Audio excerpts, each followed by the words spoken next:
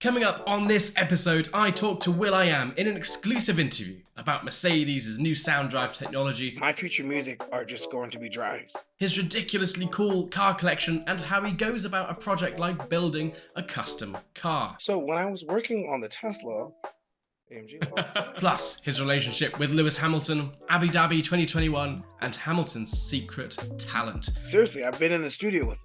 Like, Lewis is an amazing singer. My name's Alex Harrington. Like and subscribe if you enjoy this kind of content.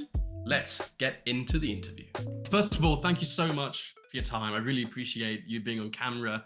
And congratulations on Sound Drive. Now, I found this really interesting. I think a lot of people will because music's become such a subconscious part of driving. I think we all love a good driving song to get the heart pumping. But first of all, I want to talk about the tech. Tell me a bit about it, and how did this idea of blending music and driving come about? Well, to your point that you just made, driving and music has been related ever since they put the radio in the car. Yeah. The drive is alive, but the music is captured. Meaning, most you can do is turn the volume up. And with today's technology, why is that a limitation? That the only thing you can do is turn the volume up or pause it? Maybe put it on shuffle or repeat. And when it repeats, does it really, truly repeat in a seamless loop? No, it doesn't. Why? And so, Yeah. tech that's allowing for an expressive, immersive, interactive music experience is we took all the sensors, the accelerometer, the gyro, the acceleration, the brake, the suspension, the steering wheel, and GPS. And those sensors are being fed to a DAW, a sort of DAW, a digital audio workstation. And the sensors are altering, reconfiguring music, sounds. Eventually, we'll be creating songs from scratch. And our architecture is where the smart is at. Like, what happens when you come to a stop? What happens when you accelerate? How does it do it in a way to where you don't get bored of the same instant? So it's always in a malleable state to where it's not repetitive. No drive, no song will ever be the same experience every single time. It's like a drive is not the same drive. If you take the same route every single day, you're not stopped at the stop sign the same amount of seconds. You're not turning the same radius every single time. The bump or the swerve, it's not the same all the time. But you don't really notice it because nothing's ever captured it just so you could see the nuance and the difference. There's no color. So you don't really pay attention to the ever so slightly alterations on your commute. And now with the system, you're able to curate, create, alter, enhance, dimensionalize your music experience. And it's great not only for the driver, it's great for the creator of music. Now, the creative community has a broader way to imagine. What do I want my music to feel like when people are stopped? How do I want the song to behave when people take off from a stop? What type of elements do I want to add to the song when people break? When people pass a certain coordinate, or what type of Easter eggs or unlocks can I put on the earth for people to experience? It opens up. Instead of just saying, hey, I want to make this song aimed at TikTok. Ooh, I want to make sure my song has no skip rate. Let me put the chorus in the beginning. And I want it all to happen in 2 minutes. That is what music has reduced itself to where you're thinking algorithmically and thinking in a 2 minute. 3 minutes is too long. The skip rate not going to allow your record to perform. Like, really? My imagination is only supposed to fit in 2 minutes, and this copy copycat, you know, carbon copy cookie cutter song structure is the only thing that is left. Move. And so sound allows folks to expand their imagination and dream up other ways of creating delight. Why? Because people drive every single day. There's millions of cars on the street in every single city every single day. And there's a whole new way that creators can create for that. So Sound Drive is not only a driver's experience, we also have a creator's tool for people to define how they want the song to unfold, and a simulator to simulate drives so that when people drive, it's exactly like your simulation and your unfolding. Yeah, I love that. It's all about tearing down those limitations. I feel, with EVs, they all have these sounds that are programmed into them, and they're not like engines. That you don't have individual engine sounds. Even like between the same car. So I love that. Um, you kind of linked it to your music, having to limit your music to 2-3 minutes. Are we going to hear any of these kind of audio samples from your driving style in any of your future music? I would like to answer that this way. My future music are just going to be drives. Okay. Opposed to thinking like, yo, I'm gonna make songs for limitation. I'm gonna make songs for abundance and expansion. And then what could come from that, maybe that version that people are TikToking came from Samantha's drive to work in Orange County that week. You know what I'm saying?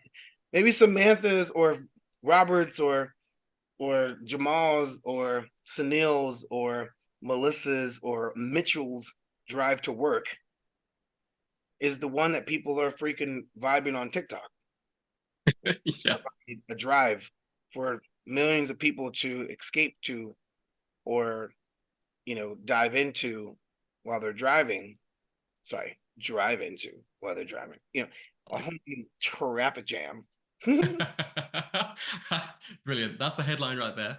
Because I mean, when I was reading about this technology, I was just thinking, how cool would it be to attach this technology to like Lewis Hamilton's Mercedes, and you can get like a symphony of his year. Do you think something like that could be possible? Oh yeah, easily. Okay, so I know you've had a long partnership with Mercedes. You've had the Flip, the really cool like AMG based car. Um, are you going to expect any other partnerships, or any other projects with Mercedes anytime soon? Well, this partnership with Mercedes is a doozy. This is a big one. Oh yeah, Doozy in a good way. It's a heavy one. The trust that they've had in me to assemble a team, to execute my vision that I pitched to them, to co-invest with them, to materialize it and make it real. mm, Out of all the partnerships that I've had with companies in the past, I've never seen anything at this level. Yeah, so I've never seen a big company like Mercedes collaborate with an artist or someone outside of the traditional, realm that they're in. Take yeah, on an idea that was pitched to them, trust their team assembly, co-collaborate, co-invest, and deploy into their fleet. When is the last time that's happened? yeah, And so, yeah, from that perspective, I think this collaboration is is a is a blessing. So before I start thinking about other ones down the line, this is the this is the jam. This is the one. yeah. I love that. Yeah, sound is so important when it comes to a car. Music, the sound of the engine, the sound of the road, it all makes a car, and especially for people who love driving. But even for people who are just driving to and from work, it is still so important. I feel like something like this could be, undertaken by maybe the whole automotive sector. It's at the moment I feel like there's a limit, but this kind of technology does, like you said, it opens it up. Now, I want to talk with you about your car history because I've never seen a history like it. You obviously love your cars, you love customization, and just like your music, I feel like a car is an extension of you. Um, you've had custom VW Beetles with V8s and Teslas.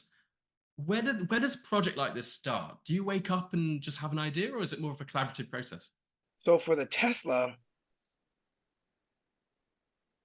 with being respectful to my partnership with Mercedes, just make sure when I say this, I put the AMG logo there. So when I was working on the Tesla AMG logo, I love it. yeah, You gotta stay diplomatic. We love Mercedes. I was working on the sorry, when I was working on the Tesla in 2000, so I invested in Tesla in 2006, turning 7, and when they just had the Roadster, Yeah. and right when Elon took over the company, I asked to get access to a rolling chassis so I could build Okay. a new thing on it. And because the company was, small, not many people had Teslas. I had the first Tesla in LA, and then Okay. first one of the first sedans in LA. And so I just wanted to reimagine the body, the form, and change the interior. Mm. And so I remember when I finished the rocket, the black one, Yeah. came over and I showed it to him. And so that was, you know, really, really, really awesome to be able to show a design as Tesla was taking off to Elon. Mm. And there's the guy that built um, the rocket that then moved to work at Team Tesla. So one of the guys that was responsible for the build now is working at Tesla and helped build the Roadster, the one that hasn't came out yet. Yeah. So I built other things in the past. I call it the monster, the blue Volkswagen with the V8. Yeah. Uh, my dream thing that I always wanted to do when I was, you know, a teenager. I wanted to flip a bug. Like, yo, man, can't wait to customize a bug. And it's the first one I've ever did. That's cool. I like it. Yeah. It's an art piece. What a way to start. It's a piece. Yeah, but they're great building blocks. Yeah. It's a great platform to mess around with. And there's no when you're doing things like that, there's no such thing as right or wrong. It's just fun. Mm. It to play, to dream, to build, to have a good time with other engineers and create. It's like we should do that as kids when you colored. Hey, yo, let's color. Mom, where's my crayons? I want to color. There's something beautiful about just creating stuff. And it comes out, you're excited. It's a passion thing. You're passionate about it. You can't wait for it to be complete so you can take it for a drive. And that I enjoy that type of creative process. So I built 5 cars.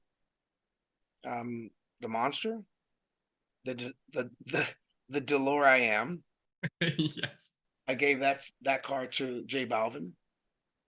Um, the rocket, the Thunder Vet. I did a remix of a Corvette and a Thunderbird. Um, uh, and then I did the space, the Pearl, whatever the name was, the white Tesla Yeah. Yeah. sedan. And at the time, the sedan was just out. It was just out. Um, and then I did the will.i AMG, the flip dome. Yes. Yeah. And that project was to raise capital to build robotics teams in inner cities. So Yes. the premise of the build was to auction it off. And when Mercedes saw the level of build it was, where I took a 4-door, turned it into a 2-door, elongated the front by moving the A pillar and taking out the B pillar, they went and vetted my team. Like, hey, wow, you funded the build, you assembled the team, you got some, you know how to find talent. And so when it came to doing the sound drive, they knew I had team assembly skills. You know, I know how to go out and find engineers, collaborate with different disciplines to materialize concepts. Yeah. Yeah, I love that. So we'll pull it back to Mercedes, out of respect. Um, you know, you were saying how Mercedes is one of these manufacturers that they just put dreams together. They have the right people and the right attitude. I know you're a huge fan of Formula One. I'd love to know your thoughts on you know, do you think Mercedes is going into this year optimistically with Formula One? Are you optimistic about Mercedes' performance? With engineering, yes, they're the best engineers on earth. And Lewis Hamilton is one of the best drivers that ever existed. So yeah, I'm super optimistic. And Toto's an amazing leader. Yeah, yeah, George is fearless and one of the nicest guys I've ever met. George, amazing cat. So yeah, I'm super optimistic. They have an awesome team. They know what's at stake. And if Lewis gets a win, that's historical. So yeah, yeah, a lot for not only Lewis to accomplish as far as the history books, Mercedes to accomplish that as well. Because it's going to take a yeah, long time for somebody to beat that once Lewis has that in the bag. So this is a legendary moment for Lewis, for the sport, and for Mercedes. And when Lewis does it, it's going to take a long time for Max to catch up. Even though yeah. I mean, this is awesome, don't get me wrong. But when Lewis has it in the bag, it's going to take Max some years. I love it. I love it. You and Lewis are close, and I would love to know, you know, when you first met Lewis, what was it that you saw in him, or did you see something in him that made you think, God, he is a force to be reckoned with? Like, what was it? Can you pinpoint that feeling? I met Lewis in November 2007. And we were doing the MTV Music Awards. And me and Nicole Scherzinger were in the VIP section. And a friend of mine, a dear friend of mine now, did the after party. And he comes up to me, he's like, hey, there's this F1 driver that wants to meet you and Nicole. The guy that introduced me to Lewis is a guy by the name of Toby. And so at that point in time, I introduced Lewis to Nicole. And Lewis, and through Nicole, I became friends with Lewis. Right. That introducing those two together. And when I met him, I'm like, wait, there's black F1 racers? And they're like, yo, this guy is an amazing driver. He's gonna win it. He's gonna change the game. It's 2007. And boy did he. Okay. Boy did he. And Lewis Hamilton, it's kind of not fair that he's that good and he sings amazing. Seriously, I've been in the studio with him. Like Lewis is an amazing singer. Like amazing. Not even, Okay. oh, you're kind of good. Like, yo, Oh, damn. for real, bro.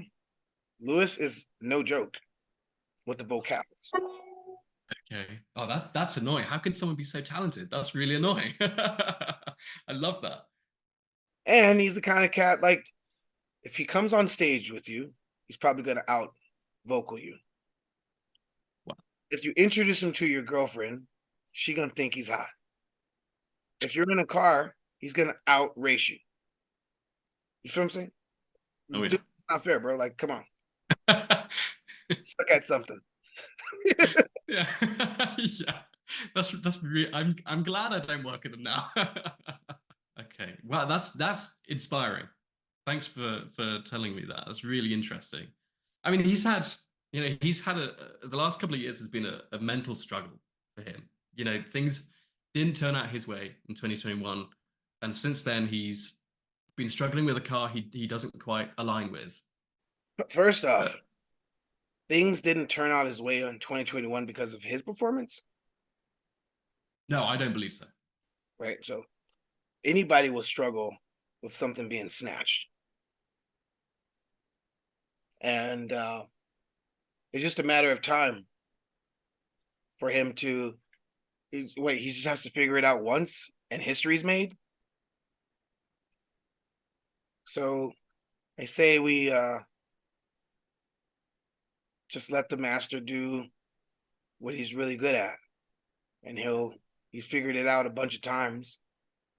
And this one time is gonna be historical. And Yep. it's historical for him first, all the folks that have been inspired by him, the the flock, the school, the herd that's going to come after him. It's Yep. going to be historical for the sport. It's going to be historical for Mercedes. And all it is him figuring how to. He has to figure it out once, and I think he's going to do that. And then the person that comes after him, it's going to be some years for that record to be broke, and he will hold that forever. So everyone, there's this one quote. Uh, somebody does a there's 8 mathematical questions. They get 1 through 9 right. They get 1 wrong. Everybody laughs and makes fun of that one they got wrong and never rewards or applauds or salute them on the 9 they got right. Eventually, they're going to get 10 right. Meanwhile, everyone's afraid to even take a freaking test and judgmental and critical. And the moment they do, they're probably going to get 3 right and 7 wrong. And the next time that person that got 9 right, 1 wrong is going to get 10 right. And history will be made. And yeah, and anybody's going to have an upset like that when history should have been made already. Actually, history was made, right? Yeah. It was Yeah, I agree. it has already been made, and now there's this like prove it process, this theft process that he has to undergo. The semantics, this you know, you're not going to get it that easy. He was like, "What do you mean easy? I already did it." I love that. Yeah. No, he's been dealt hands of cards, and I've never seen an athlete or anyone actually use what cards he's been given like he has. The way he has taken everything in his stride and learned from everything, and not that he should have learned from anything, but it's just reflected so incredibly well on him as an athlete and as a person. I think inspiring, truly inspiring. I'm curious to know, like, when he's back race preparing, like, what's going on in his mind. I'm always curious because he seems so uh, focused all the time, Yeah, and it's the same way he's when he's in the studio. He's quiet, focused. I remember working with him in the studio. I'm like, go in the booth. I'm like, wow, this dude's what a force. And it's the same. I'm curious to know, like, Lewis in the studio singing vocals is the same type of like inward thinking happening for him back race or when Mm, he's car getting ready to take off. If it's the same mind, yeah, but the same because what a mind. yeah, yeah. Certainly, definitely. Are you have you ever tried to persuade him to push him to release his music? Because I know he loves his music, but apart from a few Instagram lives, we've never actually heard anything. And we'd love to. Imagine you were like, all right, Alex, go out there and make history. You'd be like, wait, right now. Yeah, do it right now, Alex. You got to go out there and make history, bro. This one's for the history books. Go out there and do it. Anybody, Yeah. you at home watching this on your phone, on your freaking laptop, your desktop, wherever you're at, go out there and make history. Do it right now. It's a daunting thing for anybody to be like, yo, I'm about to do that right now. Especially when you know you already did it. You already know in your heart and your mind, and a whole lot of other people know it too. You already did it. Now you're asked to do it again. Then everybody's like super critical on the machine he has to use to do it again. And we know the machine is not the way it was when he did it the last time. For some reason, the rules changed and he has to do it again. And when he does it again, not only is it historical, it's like, damn, you had to jump through a hoop. And then after you jump through the hoop, they changed the rules. Now you got to jump through a hoop. What the fucking hula hoop on? You got to jump through a hoop with the hula hoop. You know what I mean? Yeah, Yeah, that's a I lot of get hoop. it. That is. This. Okay, final question. I mean, thank you so much for this. This has been really good. Final question. You talked about Lewis getting into the zone, and staying positive is such a huge part of that. How do you go into something, a project, whether it be a car or a project like this with Mercedes? How do you maintain that motivation, the will to just win, and also stay optimistic about it? Where is your mindset with that? It's a delicate balance between taking things lightly and heavy all at the same time. Can't take everything so personal, but then at the same time, you can't be careless. So you have to like care deeply, um, while remaining this attitude of I cannot. You have to. Okay, imagine there's a bear that loves this bee, and the bee has a lint on its wing, and the bear tells the bee, "Get over here. Let me get that lint off your wing." No matter what the bear does, as gentle as it is, it cannot take the lint off with his hands. It'll crush the fucking bee. No matter if the bear goes, it's gonna blow that motherfucking bee away. So the bear has to be very strategic and gentle to help the bee get the lint off his wing. You have to be, it's a very delicate thing with any type of project. You could be a caring bear and you could care so much that you crush it. But you can't neglect it. You have to figure out the best way to nurture, protect, advise, support, give it freedom to grow how it needs to grow. Can't smother it. You can't suck the oxygen off. You can't drown it, right? You have to provide water without drowning it. It's a very delicate um, uh, stepping when you're bringing something to life. Yeah, yeah, I love that. I love that. Thank you.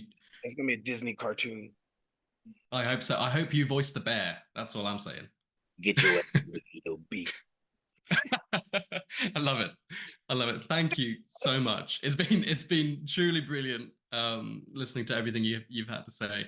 And again, thank you for your time and thank you for coming on video with us. Really appreciate it. It's been amazing. Thank you. Thanks, Alex. Hey, make history.